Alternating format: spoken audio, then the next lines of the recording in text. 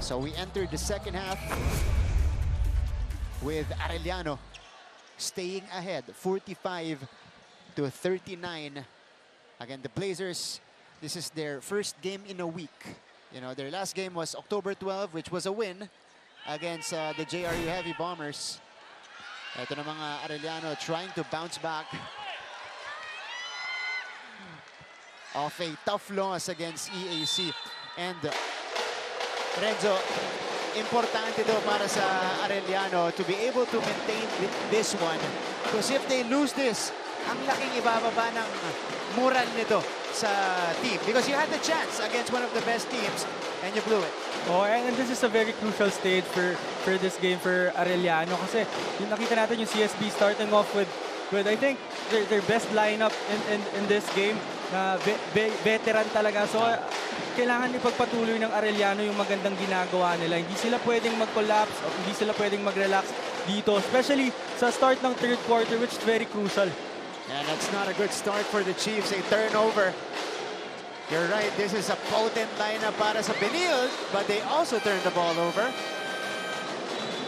Turnover number 12 for the Blazers today. Ang starting lineup ng Benilde, yung sinasabi ni Renzo kanina na veterano, Sanchez, Inot, Cometa, Umali, and Ravi Celis. On the other side, it's Geronimo, Abiera, Valencia, Vinoya, and Timac Umutan, who is the top scorer with 20 points. Pasti Valencia scoring with daylight that time. Oh, and masakit to for CSB because they're trying to take out Ongotan with that box and one already. Pero si Valencia nahanapan pa rin ng butas with that three-pointer. 8 puntos para kay Basti Valencia. And here's the roll by Sean Umali. Dalawa sumalubong. Tumatakbo ang Arellano. 2-on-2 break. Geronimo, handoff. Uy, maiksi lang para kay Abiera. But here's a follow. Wala pa rin. At sumabit na itong si Renzo Abiera. Sorry misses from point blank para dito sa Chiefs. And now let's use this opportunity to go courtside from the dugout. Nanggaling itong si Gleisel Galpo. Gleisel, go ahead. One of the recurring tendencies for the Benilde Blazers is their number of turnovers. Unfortunately, this has been the story and one of their main lapses in the first half. Kaya naman, inside the dugout, team captain Cap Cometa reminded his team to keep their heads up and to play with more grit and energy. Meanwhile, Coach Charles Chu emphasized on how they should play unselfishly and go back to the fundamentals, expressing how disappointed he is that the pressure is getting to them and their execution for the remaining quarters. One of their main goals will be getting back to their system and putting a stop to Timac Ongotan as they try to capitalize more on fast break points to find their groove and momentum. Martin and Renzo. Thank you, Gleisel. Two key ingredients to produce a win for the Benilde Blazers. That's unselfishness on the offensive end and limiting their turnovers. Well, that's a good problem for Coach Charles kasi both those problems are within their control eh. So pwede nila tong i-correct sa laro na to. But they have to do it now kasi ang ganda na tinatakbo ng Arellano eh. So hindi mo na pwede bigyan pa ng kumpiyansa sa second half itong Arellano kung gusto mong makuha itong panalo na to. For the Arellano Chiefs, again, it is important for them to not lose steam here. Tuloy-tuloy lang itong ratsyada nila. We got started with a three-pointer from Valencia. Inot misses the second free throw, and he'll be rewarded with a bonus. Ito si Tony Inot. 6 points, 3 rebounds, 3 assists. And the extra aggression today from Tony. Visibly moving better. You know, parang hindi na siya naiilang dun sa kanyang left foot. You're right, and it's really hard to come back, especially pag galing kang injury eh. Kasi yung timing mo pa niyan, yung feel mo pa sa court. So it's really nice to see Tony Inot moving well. That time, he set up Cap Cometa, who was just waiting inside. And that's the 4th assist of Tony Inot for Gab Cometa that time. 8 points for Benilde's team captain. They swing it. There's the three-pointer. Masyadong malakas para dito kay Kyle Anama. Pero may foul sa ilalim. Another missed opportunity for CSB. Nandun na si Sean Umali sa unahan pero nakakuha pa ng foul yung Arellano. Yeah, this is crisp execution On the fast break for the Benilde Blazers. 5 ang abante dito ng Chiefs, Kabutahe and Borromeo, both coming in, replacing Anama and Ungotan. This is an interesting exchange for Coach Chico. Ilalabas niya ang kanyang leading scorer na si Timac Ungotan. You're right, that's very interesting kasi over 2 minutes pa lang yung nakakalipas pero nilabas niya si Timac. But I'm sure merong ibang players that would be willing to step up. Mukhang gusto niyang paganahin din itong si Renzo Abiera who just has 4 points. And this is another foul for Benilde. And that was a hard foul by Sean O'Malley but I know lambingan lang nila yan. Teammates na itong dalawang to. Former teammates with you guys in LPU. Oo. Inbound by Ern J. Valencia. 10 to shoot. Kabutahe pulls the trigger. He gets the bounce. And that's a good shot by Kabutahe. Pinag-uusapan niya natin kanina na it's very interesting na nilabas itong si Ungotan. And one of the reasons why, as we see that 3-pointer by Tony Inot, I think the reason why nilabas itong si Ungotan is nagpa-box in 1 kasi itong Benilde. So nag-design sila ng defensive scheme para kay Ungotan. So I think ayaw lang bigyan ng momentum or ng confidence ni Coach Chico yung depensa ng Benilde. You're right. This is good execution. Ern J. Geronimo underneath coming from Avi Binoya. Pero tama ka kasi karamihan ng puntos kanina ni Timac off one-on-ones, off breakdowns. Oo, kaya nila pinasok itong si Rafi Celes to stay with Ungotan tapos naka-box na zone yung the rest of the white shirts. O'Malley tracks it down. Big Sean rampaging and he is able to draw the foul. Basti Valencia could not believe that there was a whistle blown. Natin to. Ito muna yung hanap, Nakawala. Nasa harap si Inot, nakawala si Geronimo. Pero malinaw naman yung foul ni Basti Valencia. But going back to that previous play by Arellano, Maverick Vinoy is also a good passer. Kaya nakita niya rin si Geronimo datan. Konting-konting separation lang yun, pero nailusot niya yun para kay Geronimo. That's right. On time and on target para kay Mavi Vinoya. This is Big Sean O'Malley.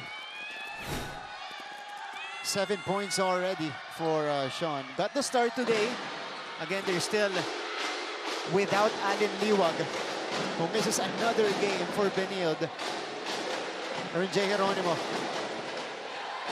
bringing the ball down.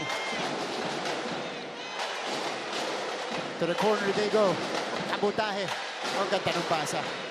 Inatake ni Vinoya si Inot and he flips it up and in. I think the Blazers are over-helping right now. I think yung initial defender, which is Tony Inot kanina, nasa harap pa naman siya pero nag-help ng maaga itong si O'Malley, kaya nahanap si Vinoya doon. Drop off. Justin Sanchez scores. We exchange baskets here in the third quarter. 14 puntos na para kay Sanchez. And I think yun yung kailangan ipagpatuloy ng CSB. Talagang they were very patient that previous possession. Kaya nahanap nila si Justin Sanchez sa ilalim. Vinoya misses the triple try. Here's Rafi Celes. He is doubled. Celes flips it over to Inot. Another cross-court pass. Sanchez running into Borromeo. That's great D by Borromeo. But that was a whistle. very scary pass by Tony Inot. Sobrang layo nung cross-court pass na yun Pero alam mo talagang veterano na rin itong si Tony Inot. Kasi for you to make that pass, kailangan nakita mo na ng ilang beses yun. Dumaan sa butas ng karayom yung pasa ni Tony Inot as we see this move. You're right. The help was, or the defense, the closeout was too late for Tony that time. Ito yung pasa kanina. Drop off for Justin Sanchez who just went around the rim for that deuce. 5-point game. Timeout muna tayo.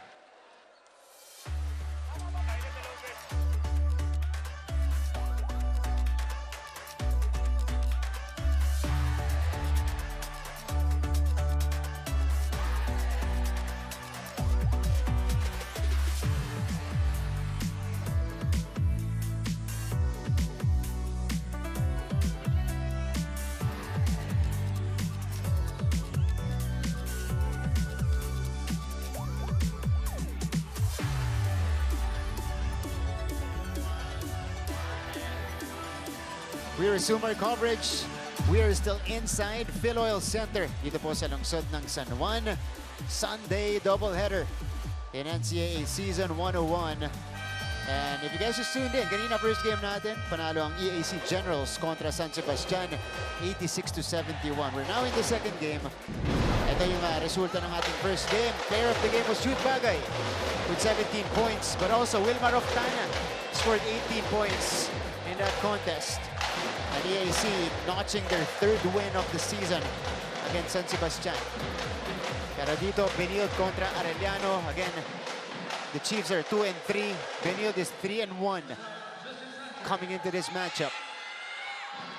Here's Justin Sanchez.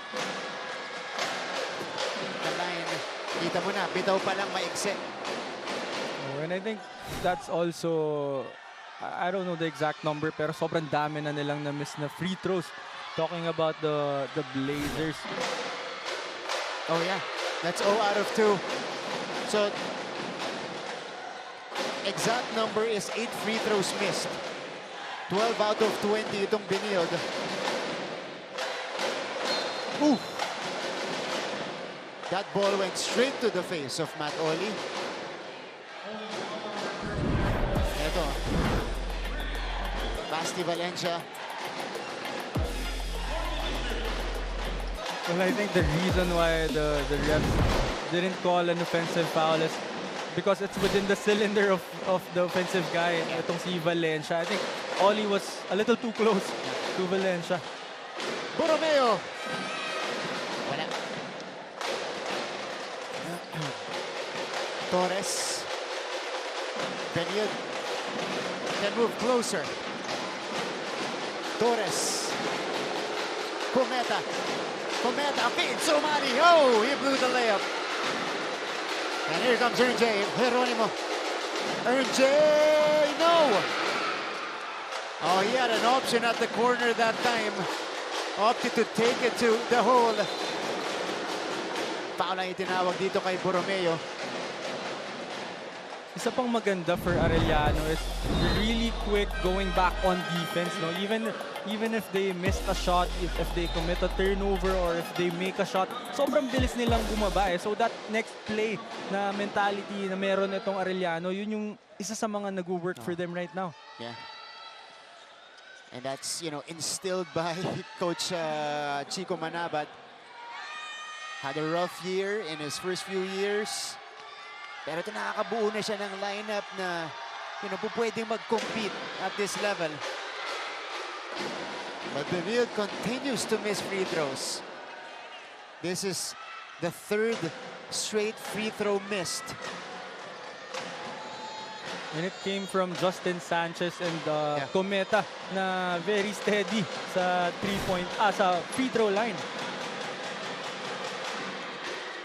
1 out of 2 for Tabi Cometa. The lead is down to 4 as well. Yuan Kamay. Kamay sets the table. They go to T-Mac, who is back in the game. Ito yung free throw shooting natin. T-Mac, high off the glass, off. Nagmamadali ang Benilde. Ito, tulak. Counted and the foul for Gab Cometa.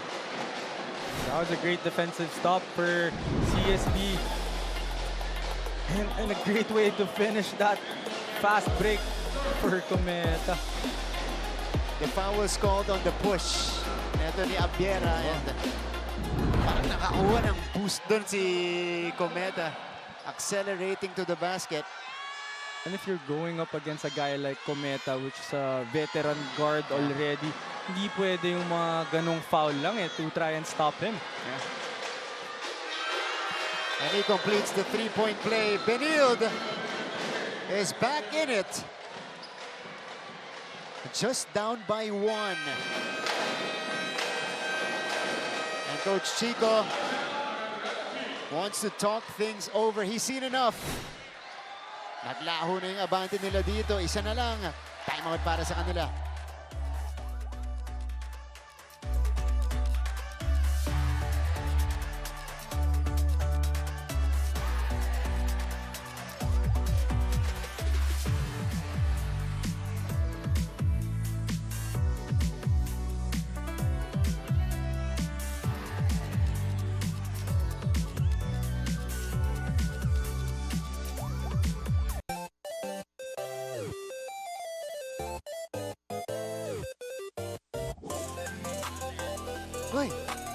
multicam dito sa Phil Oil Center. We've got the pretty faces all around the venue watching intently. This is a sparkle artist, I know her. Si Lian, yeah, one of the sparkle teens, if I'm not mistaken. I think she's from one of the schools here in the NCAA. But great to see everybody here watching live. Good size crowd dito sa Phil Oil Center, despite the weather. Yeah, we thank you for coming out and watching live, making it here in San Juan to catch this live game. Siyempre, salamat din po sa mga nanonood sa inyong mga tahanan on your television screens via GTV and Heart of Asia and GMA Philippines and NCAA, GMA Sports PH rather, and NCAA Philippines. CJ Libang took it strong. And now, the golden chance for the Blazers to take over the lead. They have trailed the entire game so far. Torres. Cometa. No. Battle for the ball. Oli. Isa ba? Matthew Oli shows the effort. And Benilde gets their first taste of the lead. And ayan yung strength ng Blazers. They really have to run their sets and just look for opportunities for them to score. And that time, nakakuha sila ng tira doon sa three-pointer ni Cometa off that set, pero sumablay. Pero yung offensive rebound na kaya nilang gawin because of their size, doon sila nakakuha ng puntos. You're right. Valencia had to heave. 2-on-1 break. Cometa. Sanchez. Ooh, wala. But there's a whistle. That was a great stop for Valencia. Yeah. That was 2 against 1.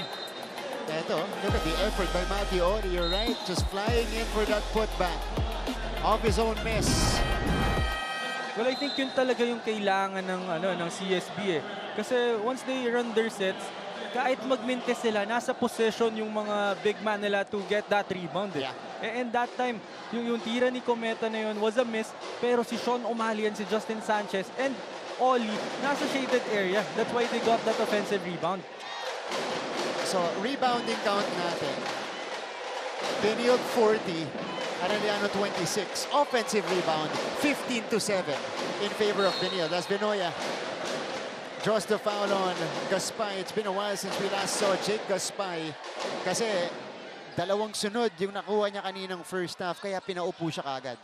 Oh, and this is his third foul. Yeah. Talking about Jake Gaspay. And that was a good recognition for the Arellano bench na as soon as Sean O'Malley went out of the game, they ran a little interior triangle na nakaposte si Valencia. Tapos merong pin down or a back pick for Benoya and the other guard.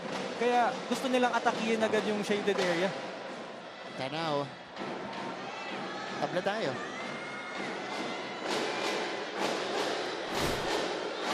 Second deadlock of the game. Oh no, we've had 2 deadlocks. Javi Benoya has a chance to break the tie. Pasok.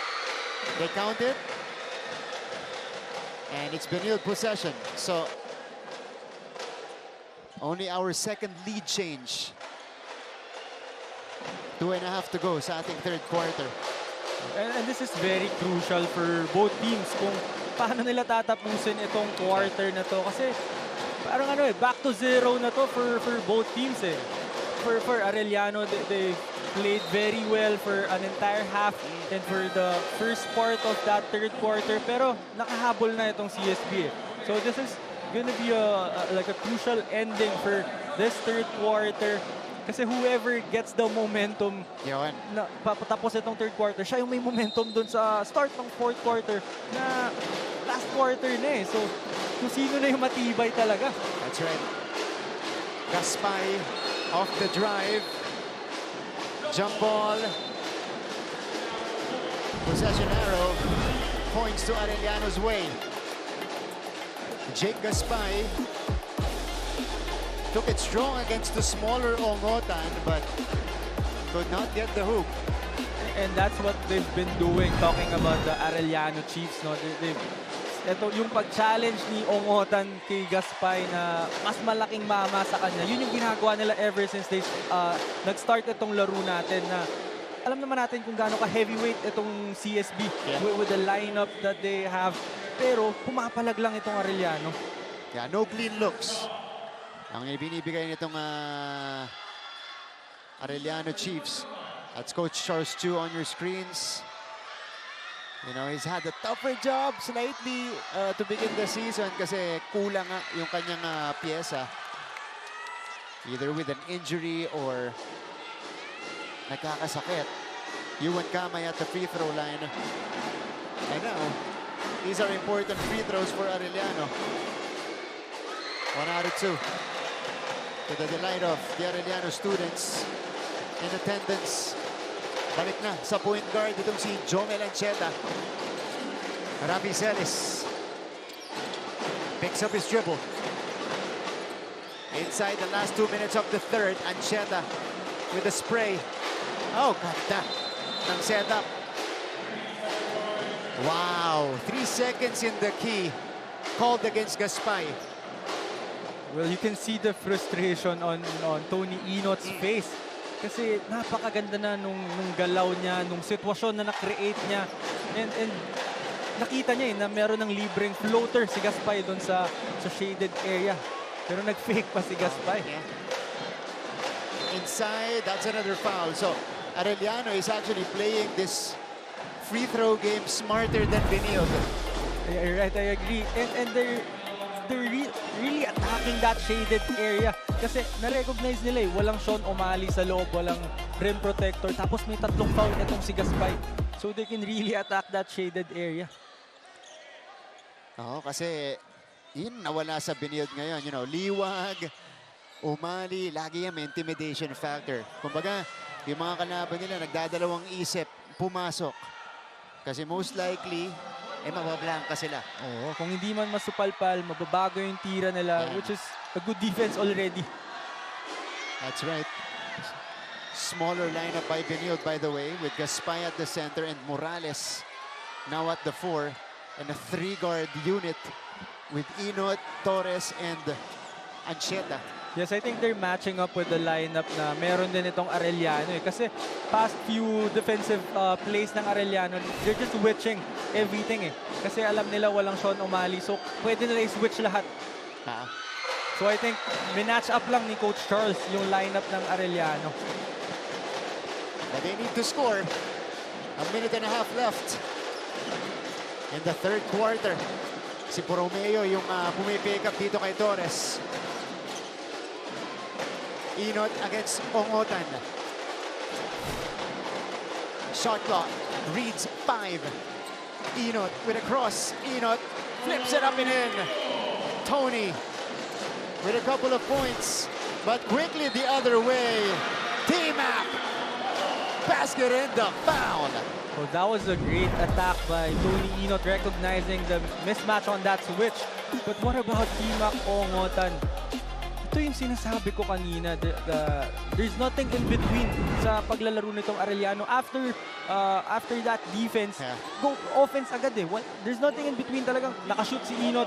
Wala nang frustration, wala nang usap-usap, wala nang sorry sa bench. They just went to their offensive play. Kaya nakakuha ng end one si T-Mac Ongotan. And it's been like that. Look at that. The track down by Kamay. Umapak lang sa labas. Pero kanina pa nila ginagawa yan, Basket sa kabila. Sige, takbo kami. Hindi na nakapag-set up depensa ng Benilde. And that's really hard if you're CSB kasi hirap na hirap kang makascore. And once you score, tumatakbo na agad papunta sa kabila itong Arellano. Torres on corks, misfires. And here come the Chiefs with a 3-point lead. Again, he mentioned this is a crucial finish to the third. Kamay, yes! Recovering the basketball and able to score inside. Another broken play for Arellano, but yung hustle lang talaga nila sa bola. Yung kagustuhan nilang makuha yung bola, yun yung nag-work para sa kanila ngayon. Flip out. Morales short. Ancheta with the offensive board. 7-second difference between the clocks. And it is last touch on Borromeo. Ito, kamay the crossover. Had to go to Vinoya. Natapik. Nakuha niya ulit. And that was against 3 white shirts. Yun yung masakit for St. Benilde. 62-57. Game clock is dead, or shot clock is dead rather. Ancheta to trigger this one in. Final shot time of the third. It is with Ian Torres. Inot surveys, 4 to shoot. Ancheta for 3. Too strong. And that's how we will end the third quarter. Slight recovery at the tail end for the Arellano Chiefs. And they're back ahead by 5, 62-57. We are in for a great finish here inside the Phil Oil Center. Coming up next is the fourth quarter. With a 5-point lead. Good to have you with us. Martin Aguirre, Renzo Navarro, Faisal Galpo, your broadcast team today. And now we begin the fourth frame. Ito, quarter scoring natin, Enzo. Dikitan nung third quarter. Benilde took over for a little bit, pero nakabawi ang Arellano. Tama ka dyan, no? Dikitan. Nakikita naman natin eh.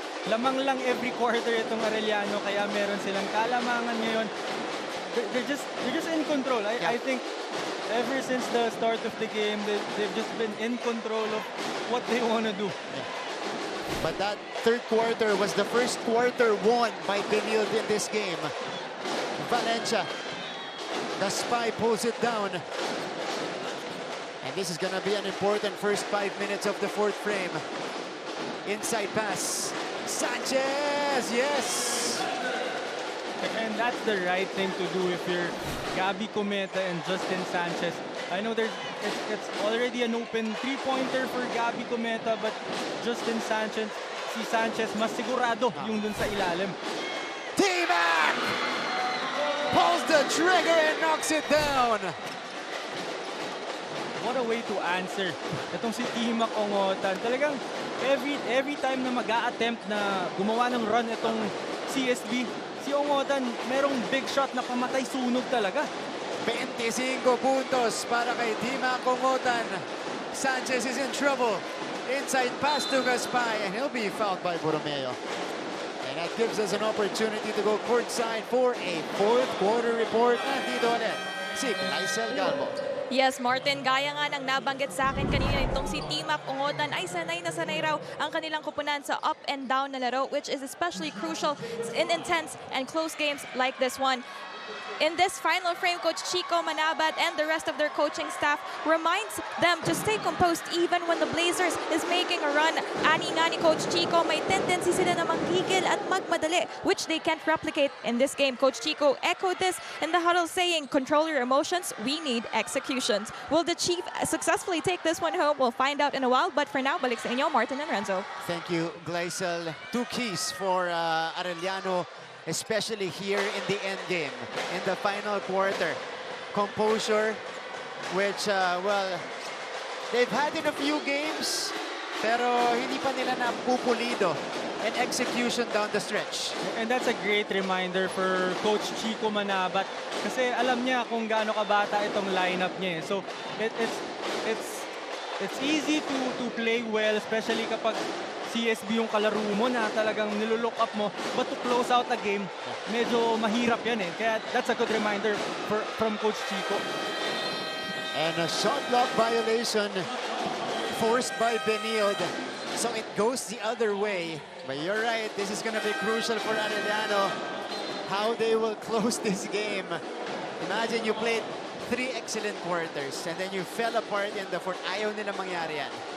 Sometimes kasi for a team like CSB, minsan tatry lang nilang na nandun sila sa game, pero sa dulo dun sila biglang aarangkada eh. Ganyan kasi pag medyo veterano na yung team mo eh. So yun yung kailangan bantayan nitong Arellano, na hindi sila pwede mag-collapse, hindi sila pwede mag-relax dito sa part ng game na to. Look at Justin Sanchez. Feeds Gaspay for the bucket. And Benilde is within 4. RJ calling the shots now for the Chiefs. They go to their main man, Timac Ongotan. Timac fading away, difficult shot for Ongotan. Right, that's a tough shot for Ongotan. Maganda yung dinipensa ng CSB that time. Cometa rhythm 3 is off. Oli out of nowhere, almost coming away with it. But it goes back to Arellano. Ito, yung atake ni Sanchez. Got the smaller defender, vacuum the defenders, and then fed it to Gaspay. Well, that's the right thing to do for Justin Sanchez kasi ang dami niyang na-attract. Tama yung term mo, vacuum. Kasi lahat talaga nung defender, lalapit na lang bigla sa bola kapag si Justin Sanchez yung may hawak. That's good unselfishness by Sanchez also to make the pass. And the Blazers, looking to inch closer. Okay, Coach Chico will call for a review. So he opts to use the challenge at this point.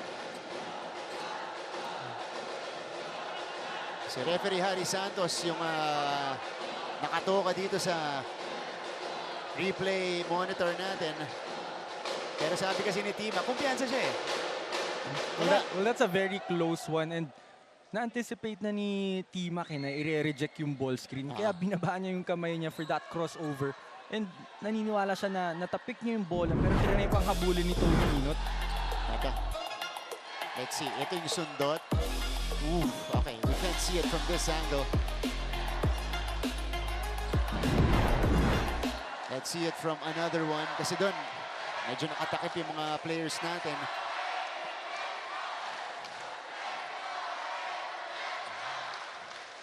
You know, and this tells you how important each possession is. 7 minutes pa, but they're calling for a review.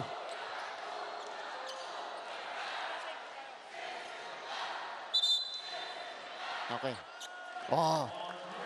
So it's a successful challenge for Coach Chico Manabat. AU will have it. And that's a big stop for Timac Ongotan because I thought that si Tony Inot was really trying to step up na for CSB. Talagang gusto niya na i-absorb yung pressure. That's why he called for that top ball screen. Pero that's a good defensive stop for Ongotan. That's right. And here he is. Timac. Blocked by Gaspay. Ongotan got the look. Short. Abiera tracks the ball down. RJ, he's got Gaspay in front of him. RJ, no! And Gaspay finally collects the ball. I think CSB dodged the bullet with that second try of Arellano. Because if you're playing against Arellano, which they've been playing very well offensively, you can't give them multiple chances. Look at Renzo Abiera. After he got the ball, tinignan niya si Coach, sabi niya, okay Coach, relax lang kami. We'll take our time. Timac! No! Oh! Libang! Okay. Kanino last touch to? It stays with Arellano. That was a good line for Ongotan. I thought it was going to go in. Parang lahat ng hawak ni Timac Ongotan, kinakabahan yung Benilde. Lahat ng bato niya. He's been the main man today. 25 points, 4 3-pointers, 4 out of 8 from long distance. Ito, yung bounce pass ni Libang. May iba bang umawak? Mukhang lumusot.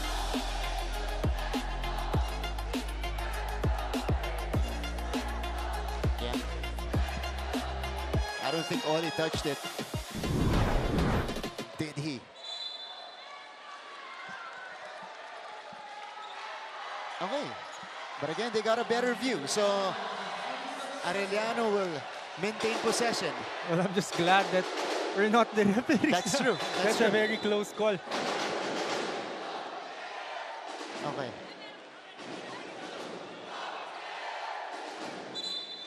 Okay, they reverse it. It's Benilde basketball. So you're right, Martin. Tama, lumusot lang talaga. Hinahawakan ni Matt Oli. Oh, so that's a great stop for CSB. And they really have to score in this possession. Yeah. They're down by 4. A lot of time left. But they gotta get to work. Cometa. Gaspay. Ito na si Sean Umali. He's got libang on him. Oh, ganda ng basa ng Ungotan. Perfectly telegraphing that pass. Well, I think the pass was a little too early for Sean Umali kasi yung intention was good. Talagang may cut naman si Oli pero wala pa siya dun sa pwesto. And RJ Geronimo extends Arellano's lead to 6. And that's a big shot by Geronimo. What a gutsy shot. Sobrang hirap nung mid-range jumper na yun, especially kapag naka-slide show si Umali doon. Oh, Jake Gaspay with a quick answer. But Benilde cannot afford to exchange baskets with the Chiefs. Over halfway done in the 4th quarter. Geronimo. Vinoya looking for Ungotan. Couldn't get it to him. Back to Mavi with 6 to shoot. Vinoya. Oh, that's a foul on Big Sean. But that's only the first team foul on the Benilde Blazers. So they can afford it. Look at RJ Geronimo. Hasn't been the best day from the field for him, but he still has the confidence to shoot it. That's a smart move by Geronimo. Recognizing na late konti si Cometa so hahabol talaga. So yung pagtigil niya doon sa elbow, sumobra si Cometa. That's why he took that jump shot already. Ito ulit siya. Vinoya. Oh, Gaspay with another block. Geronimo smothered. And Benilde takes the steal. Pimac breaks it up. That's great athleticism by Team Ungotan. Nagparkour pa dito sa sideboard natin. Wow, but Jake Gaspay with these closeouts. Ito. That's the second closeout block by Gaspay. Ungotan breaking it up. 63 to 67. It is with Ian Torres. He's going to facilitate now. He picks up his dribble. Torres has Libang on him. Torres, oh, couldn't score. That was a good defensive stop for Libang. Mismatch yun eh. Mas mabagal siya doon ng sobra. Pimac has the rock. Step back, another block, this time by Sean Umali. And Arellano has fallen in love with the three-point shot. Touch passing. Sean cuts the lead down to 2. And ito yung sinasabi ni Coach Chico na they still need to execute, talking about the Arellano Chiefs. Kasi ilang possession na yan na talagang they're just looking for those three-pointers, which is easy to take. Pero hindi yun yung mataas yung percentage. That's true. Traveling against Basti Valencia, so consecutive empty trips now for Arellano. And Benilde is taking advantage. Pitch ahead, Cometa quickly to Umali. And he cuts it down to a 1-possession game. Dami ba to? 3 and 16 remaining. Sanchez is back in the game for Benilde. Tony Inot bringing this one downhill. Inot. He gets it back. Hustle for the ball. It stays with the Blazers. to shoot for Benilde. Yeah, Inot had nowhere to go here. Well, I think Sean O'Malley was wide open. Down low, hindi nakita ni Inot. Sanchez sidesteps, couldn't score. And here come the Chiefs. Nagmamadali si Kamay. Abiera with a lefty finish. And again, after that defensive stop, right away, takbo agad sa opensa itong Arellano. And yun yung mahirap. For CSB, hindi ka niya binibigyan ng time para ma-frustrate, para mag-regroup. Talagang tumatakbo lang agad sila sa opensa. That's right. Oh, it's a backcourt violation. Wow, the Chiefs get two crucial stops. Sanchez with a miss. Kamay to Abiera. And Renzo Abiera now with 6 points in the game. And then afterwards, they forced the turnover on Cometa. Kamay sets the table. Goes to the corner. Valencia. At that time, ito na si Sanchez. Cometa with the cross-court pass again. On top is Sean O'Malley, who opts to attack. Sean scores! I really think there's nobody in the whole Arellano lineup who could slow down O'Malley. So, I think he's someone na pwede niyong puntahan talaga. That's right. We go deep into the trenches here inside the final 2 minutes. It's a 2-point game. And I think this is the right guy to go to for Arellano. You really have to give it to Tima Congotan and let him do the work. High point man for the Chiefs. Abiera. No. Off the front iron, but it stays with the Chiefs. That was another rebound na hindi na secure. Yeah. Itong Benilde Blazers. That was already a stop for them. Anxious moments here in the fourth quarter. And again, you can't give Arellano multiple opportunities to score kasi they're really playing very well right now. That's right. So, malinaw. Arellano basketball. Basti triggers. They can set it up here with a fresh 14. Abiera has it. They go to Tima. Ongotan attacks. Ongotan! Oh! Doesn't get the bounce. And Benilde with a chance to tie or take the lead with a 3. Inot has it. Shot clock reads 9. Inot attacks. Kick out to Sanchez. 4 to shoot. Sanchez! No! And the Blazers fail to score. I don't think the spacing was good for that possession because yung pasa ni Inot na yun, hindi sila sure kung para kanino. That's why they had I don't think that was the shot they wanted. So, still a 2-point lead. 47.2 left.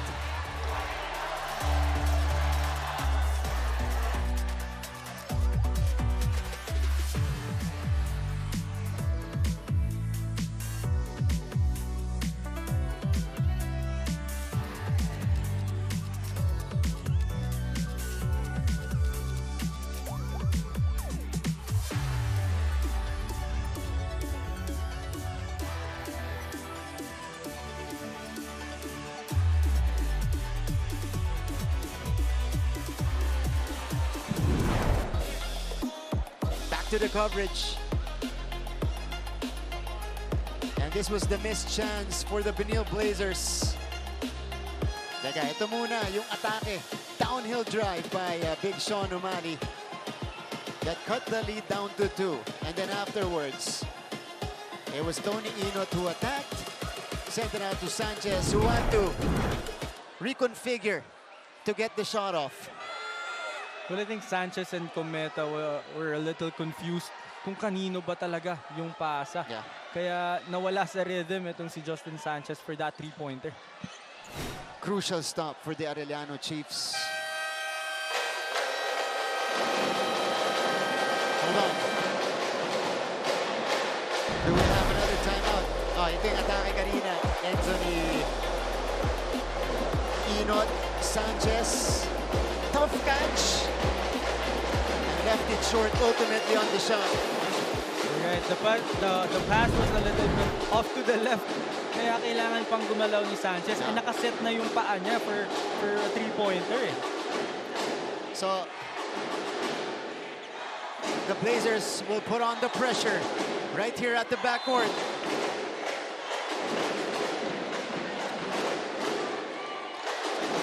Kamay on the catch, blowing by Celis. Easily sent across by the Chiefs. And it is with Timac Ongotan. Timac draws the foul. And one for Timac Ongotan. And what about Timac Ongotan against a great defender in Rafi Celis? After breaking him down, going up against Sean O'Malley, which is another great defender, but getting that basket and one for Timac Ongotan. Has been doing that all game long. Timac counted and the foul. 27 points and a chance for more. And he had every right to flex.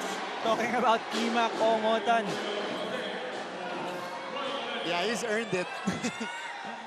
Grabe ang Timac Ongotan ngayon. Well, I was about to say earlier na I'm surprised na ngayon lang pinasok itong si Rafi Celis for Timac Ongotan. Pero na-breakdown niya rin agad. Arellano is on the verge of pulling off this quote-unquote upset. We say it's an upset because Benilde is still one of the top teams in the league and in a tough group. And Timac completes the three-point play, 28 points, 5-point lead. Benilde calls for time.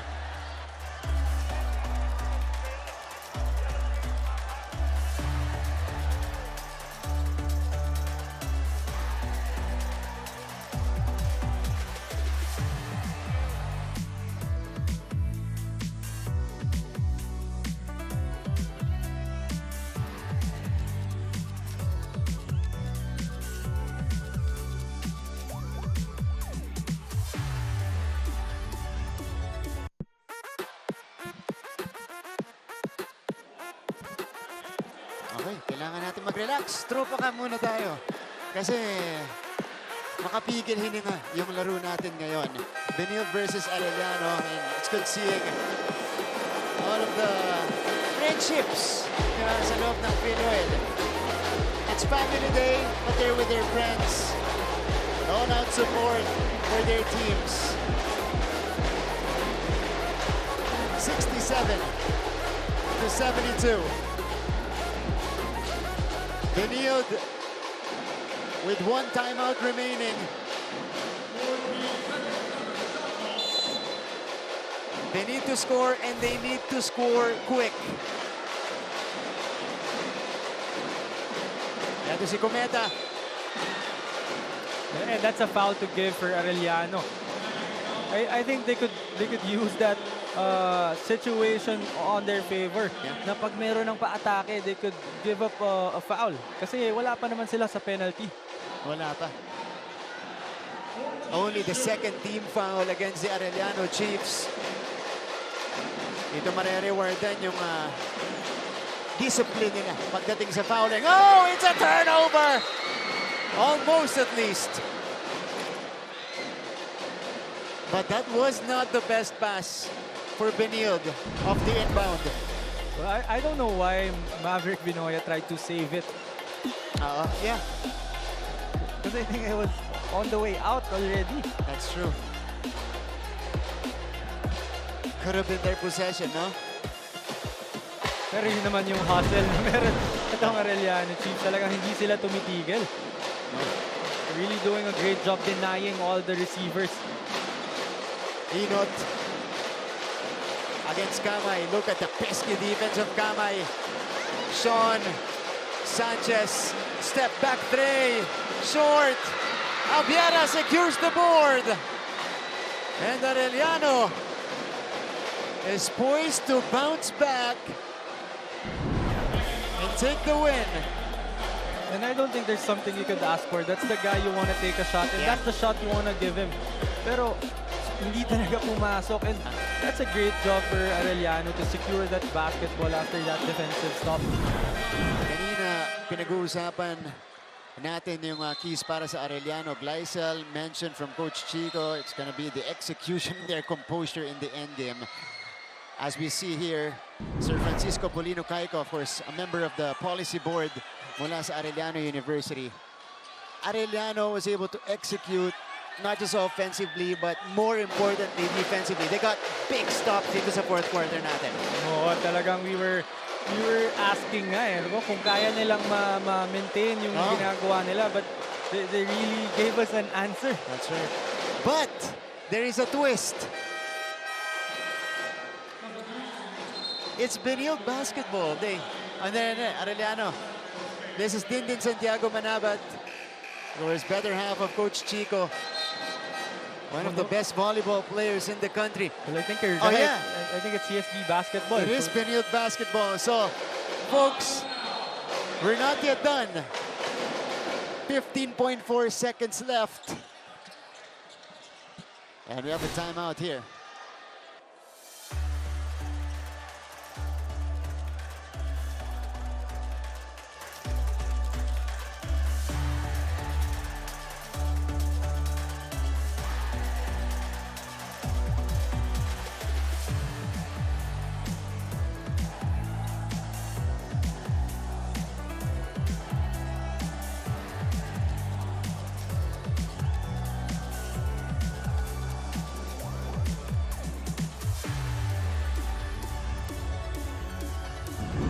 Okay, ito po ang schedule ng Arellano Chiefs. So, right now it's happening against Benilde. They are 2-3. They're trying to climb up 3-3 dyan sa ating team standings. Pero yung, apat na sunod nila, bigat. Oh, and on the top of the coverage, we were talking about it na yung mga talo nitong Arellano, I think winnable for them So, they've been dito sa standings, dito sa past games, parang up and down sila pero they're really playing well. They've been shocking everyone with how well they're playing. Especially right now, lamang sila ng 5 with 15 seconds left against CSB Blazers. Pero may chance pa. Itong Benilde. They got the turnover. And now they will have another chance to trim the lead. Sanchez is the trigger guy. Sanchez. They need to take it. Umali with a heave. Off to the right. Isaba. And Abiera tracks it down. And the Arellano Chiefs complete a big win over the Benilde Blazers. Well, I'm still speechless because I really can't believe what happened right in front of us. It was a well-played game for Arellano ever since the start of the game. CSB Blazers try to come back, which I think they've done pretty well naman. Pero it was just Arellano and Timac Ongotan. It was just too much for CSB Blazers this afternoon. 28-point explosion by Timac Ongotan today. Wala ka na masasabi sa performance niya. Offensively, he did everything. 3-point shots, drives, and even taking a crucial basket. And now we go to the school hymn of the Chiefs.